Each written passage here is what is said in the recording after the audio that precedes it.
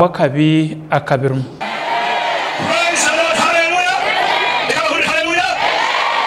Ekiterane eki kyetabiremu abeegi baza siniya za Kashenyi Rwabukoba Katurika Bishop Ruhindi Kebsoni Nyabitete Nyakajeme Central Fire Nyakanyinya Bugangari na Makerere College of Computer and Business Studies.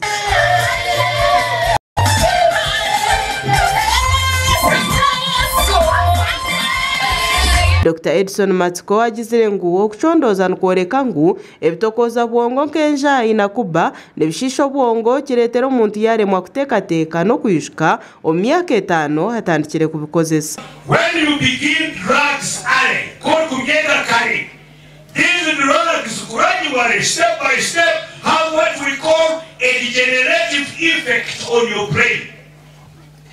A degenerative effect on your brain.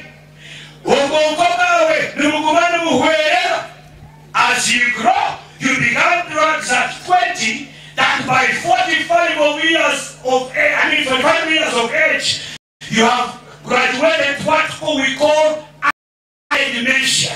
Dr. Edson Matiko ayongere yashabe minyeto okwetantara okutera n'umushonga z'abakuru bataka mazire mishomo yabo.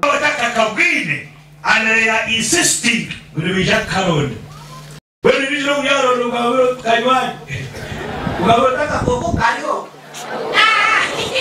We have a Coco Cario. We have a Canabakina, we need him. We have a Generasi.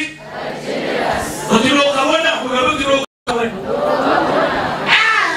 a Reverend Munturivu Shabahanga orukurebyo bwegese bakatandika ekiterane eki okurwanisa okurwa mu mashomero okwabeegi habo kuburengesho twabyo no kwiriza abana hihi na ruhanga kandi okubafocusinga on their future ahubwo kuba abana bingi tureba abamwe nibabura focus barwo mu mashomero abamwe barwo mu kwega abandi byo kwega babirgaho konka ko kuba no bagambira Yesu the author of their lives agarika refocusing amagaraga. Reverend Ivan Mwongera orumukuru w'ishobero lya Kashenyi Secondary School nagira ngu nibakunda ebiterane ahabo kundisa beegi mukama bakareka emicwe mbi cha conference omwishomero nkeri nangwana n'amashomero agandi no kugira ngo abana spiritually barakura bayino kwetegerezana no kumanya kandi bategeko ruhanga tegeke emitima yabo habwo kujunwa gwe kubikubura munonga na yetamwa bumwe nibandi bajya mu kwega tibashenda kwega kugira ngo bashwarira ishomero nobwe bagumoka so aija inenaku mweno kirebe naku niwe kushobera oronde nico kumkorera kikubura niwe to kubasa kumukwatiraho boreba ngogu naza kudropinga ni future bamwe barugire mu no mashomero abo kugira ngo abazire bahereza ebiri bari kwetenga.